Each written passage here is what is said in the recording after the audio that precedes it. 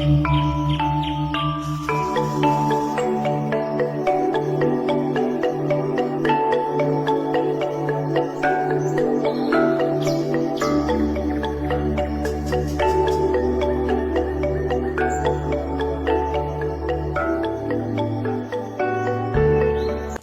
warahmatullahi wabarakatuh. Semangat pagi sahabat semua. Jumpa lagi di M Syukur IPB Channel. Kali ini kita belajar persilangan marigold ya sahabat semua.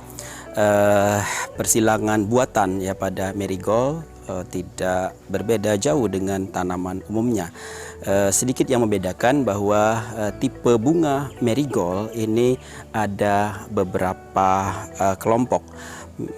Yang pertama adalah tipe bunga yang mayoritasnya adalah disploret. Ya, disploret itu biasanya bunga-bunga yang hermaprodit, ada alat kelamin jantan dan betina dalam satu bunga. Oh ya sahabat semua, bunga marigold itu adalah bunga majmuk. Jadi kumpulan dari bunga-bunga individu-individu bunga menjadi suatu inflorescen bunga. Ya, jadi kalau saya sampaikan bahwa tipe disploret itu artinya dalam satu kuntum bunga sebagian besar individu-individu bunga itu bertipe disploret. Ya, saya sampaikan tadi disploret itu adalah hermaprodit, di mana jantan dan betina terletak pada satu individu bunga. Lalu kemudian tipe yang kedua adalah refloret. Refloret itu biasanya hanya kumpulan individu-individu bunga yang merupakan bunga betina. Ya, jadi ada perkembangan mahkota bunga. Setiap individu mempunyai mahkota bunga yang kemudian kumpulan-kumpulan dari mahkota bunga itu membentuk bunga-bunga yang disebut dengan bunga ini kuntum bunga ligulet ya. Jadi ada kumpulan-kumpulan mahkota, dan marigold yang diinginkan pasar adalah marigold yang mahkotanya banyak, numpuk begitu ya, dan sebagian besar bunga individu bunga dalam kumpulan bunga majemuk tersebut adalah tipe refloret. Nah, dengan demikian maka kalau kita ingin melakukan persilangan buatan, maka tipe refloret ini kita posisikan sebagai betina, karena hampir seluruh individu bunga dalam bunga majemuk tersebut adalah tipe refloret yang mana hanya ada alat kelamin betina. Sedangkan yang sebagai jantan kita gunakan bunga yang tipe disploret ya, ada alat kelamin jantan dan betina. Yang kita akan gunakan adalah polennya ya.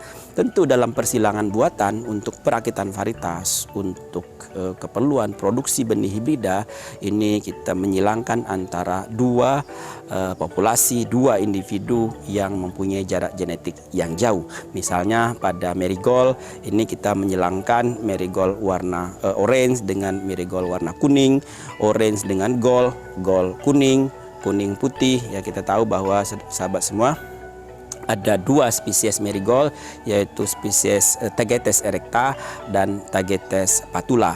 Yang umum berkembang di masyarakat, khususnya adalah di Bali, itu adalah Tagetes erecta. Ini yang banyak diminati oleh konsumen. Jadi warna-warna pada kelompok spesies Tagetes erecta itu adalah orange, kuning, kemudian gold ya, emas, dan putih. Tidak ada warna merah tua atau warna dominan merah lainnya ya. Nah, jadi kalau kita ingin meningkatkan keragaman genetik dari erecta, maka kita bisa silangkan antar varietas dalam satu spesies, yaitu warna kuning misalnya dengan orange, atau kalau kita ingin membuat warna putih, maka plasmanuva warna putih juga ada, meskipun tidak terlalu putih ya, tidak terlalu bersih maksud saya. Nah, kita bisa silangkan itu, misalnya orange dengan putih ya.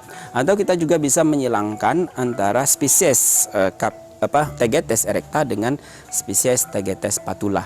Persilangan interspesifik ini saya kira di luar negeri sudah banyak varietasnya, misalnya Zenith Red. Nah, sahabat semua, kembali bahwa persilangan buatan pada marigold ini tidak berbeda jauh dengan yang lain. Cuma tadi karena posisi bunga betina itu adalah posisi tanaman yang kita jadikan bunga betina itu adalah sebagian besar adalah refloret. Ya, nanti kita akan lihat bagaimana cara atau teknik melakukan persilangan buatan. Nah, sahabat semua, persiapan dari persilangan buatan tentu tanaman harus dalam keadaan baik, subur, kemudian kita siapkan peralatan yang akan digunakan, pinset, kemudian gunting jika diperlukan, kemudian label, benang, spidol, ya spidol permanen ya warna hitam, kemudian alkohol jika diperlukan, alkohol 75%. Lalu kemudian kita pilih, ya kita kita mulai persilangan itu dengan memilih bunga yang siap kita gunakan sebagai betina pada hari itu. Ya, jadi misalnya kita akan pilih persilangan antara bunga atau marigold warna orange dengan marigold warna kuning. Maka yang betina berarti yang orange. Lalu bunga yang siap disilangkan pada hari itu yang sudah mekar, ya, karena dia tidak ada jantannya, dan kalau kita tanam di greenhouse tidak ada gangguan penyerbuk, tidak ada tentu greenhouse yang ketat serangga, tidak ada serangga yang menyerbuki. Kalau kita menanam di luar tentu harus disungkup, ya sahabat semua, sungkup individu bunga. Nah, jadi yang sudah mekar, ya, tetapi masih aktif, masih belum terlalu tua, ya, belum terlalu lama mekarnya, mungkin sehari atau 2 hari mekar.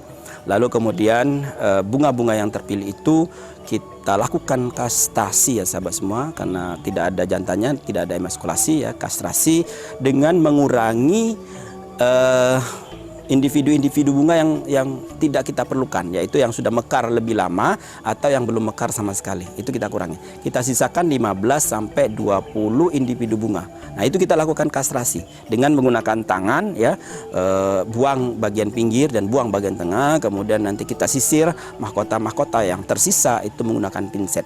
Ya, jadi satu persatu kita buang begitu menggunakan pinset sampai tersisa bunga 15 sampai 20 bunga yang mahkotanya sudah hilang dan tinggal kepala putiknya yang terlihat.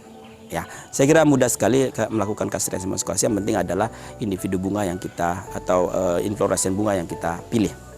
Nah, sahabat semua, kemudian berikutnya kita mengumpulkan polen.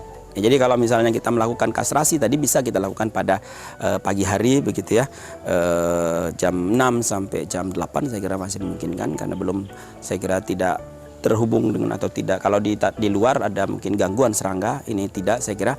Nah, mengambil polen itu harus dilakukan mungkin pukul 10, pukul 11 sampai pukul 3, ya, ketika polen itu sudah pecah tinggal kita siapkan cawan petri atau wadah lainnya untuk menampung polen. Kita goyangkan polen di atas cawan sehingga dia mengumpul, ya, mengumpul di dalam cawan. Polen sebanyak mungkin kita kumpulkan. Bisa kita simpan sebetulnya, bisa sehari 2 hari, atau bisa kita simpan di suhu yang rendah minus 20 derajat, mungkin bisa sebulan begitu, dan 2 bulan dan seterusnya.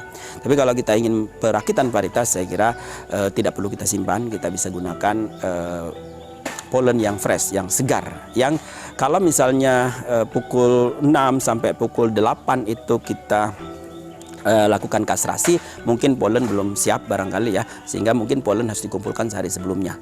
Ya, sehari sebelumnya bisa kita lakukan jam 8, jam 9, tapi tidak terlalu banyak polennya. Kalau untuk perakitan varietas masih cukup sungguhnya. Tapi kalau untuk produksi brida, saya kira kita harus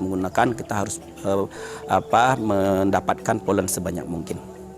Lalu kemudian betina sudah siap, polen sudah siap, kita oleskan, ya, kepala putiknya di kumpulan polen. Ya, dioleskan karena kita menggunakan cawan, misalnya kita langsung oleskan saja sebanyak mungkin kepala putiknya di polen. Ya, jadi cukup sederhana saya kira teknisnya, dan kemudian sudah kita yakini bahwa banyak polen yang menempel di kepala putik, terlihat dengan kasat mata. Lalu kemudian kita beri label. Label bisa sebetulnya di awal pada saat kita melakukan kastrasi, kita milih bunga sudah bisa kita berikan label. Tetapi bisa juga di ujung ketika misalnya kita sudah letakkan polen di kepala putik. Ya, cukup sederhana sekali lagi, dan ini saya kira teknik ini bisa untuk perakitan varietas, di mana menyilangkan satu individu bunga dengan individu bunga yang lain untuk mendapatkan keragaman genetik. Bisa juga untuk produksi benih hibrida marigold. Kita tahu bahwa marigold yang berada di pasar, yang dijual di pasar saat ini untuk yang komersial adalah semuanya varietas hibrida. Ya, nah, jadi sahabat semua, pelabelan sudah selesai, dan kalau misalnya kita menyilangkan di luar greenhouse ketat serangga, kita tidak perlu melakukan isolasi. Tapi kalau di dalam greenhouse ketat serangga, maaf terbalik, kalau kita melakukan persilangan di rumah kaca yang ketat serangga, kita tidak perlu melakukan isolasi, ya, isolasi individu bunga. Tapi kalau di luar kita perlu melakukan isolasi, ya sahabat semua. Nah, jadi karena tidak perlu melakukan isolasi, maka persilangan saya kira sudah selesai, dan kita berdoa semoga semuanya berjalan dengan baik, dan 3 hari, 4 hari, seminggu kemudian akan terlihat hasilnya. Ya, biasanya kalau persilangan di dataran rendah ada masalah di tangkai bunga betina yang sering kena cendawan begitu ya, sehingga biasanya persilangan dilakukan di dataran tinggi. Ya, dari tadi 15 sampai 20 bunga yang diserbuki itu tingkat keberhasilan memang tidak terlalu tinggi. Kalau dataran rendah ya barangkali maksimum 50% barangkali itu bisa menjadi biji, dan kita bisa panen 30 hari, 40 hari ya, setelah persilangan ya. Kita pilih yang memang warna bijinya sudah mulai menghitam. Sudah hitam maksud saya, bijinya sudah hitam, kemudian dibandingkan dengan biji yang hampa yang terjadi penyerbukan, itu bijinya hitam, dan kita bisa lakukan pembibitan barangkali kalau misalnya ingin kita lanjutkan mendapatkan F1. Ya, kemudian kita lakukan evaluasi bagaimana apakah persilangan itu berhasil atau tidak. Sebagai informasi bahwa kontrol gen pada bunga yang pada marigold itu yang warnanya lebih gelap itu dominan terhadap warna yang lebih cerah. Jadi misalnya orange dominan terhadap gold, gold dominan terhadap putih, orange dominan terhadap putih, dan seterusnya. Ya, jadi kalau kita memposisikan bunga betinanya yang orange dan kuning, saya kira F1-nya akan menjadi orange. Kita harus tunggu sampai F2. Kalau memposisikan betinanya adalah kuning, jantannya adalah orange, maka F1 sudah bisa terlihat dia akan menjadi orange. Demikian ya sahabat semua, perjumpaan kita dalam belajar persilangan buatan pada marigold. Nantikan kami di edisi-edisi berikutnya. Semangat pagi. Assalamualaikum warahmatullahi wabarakatuh.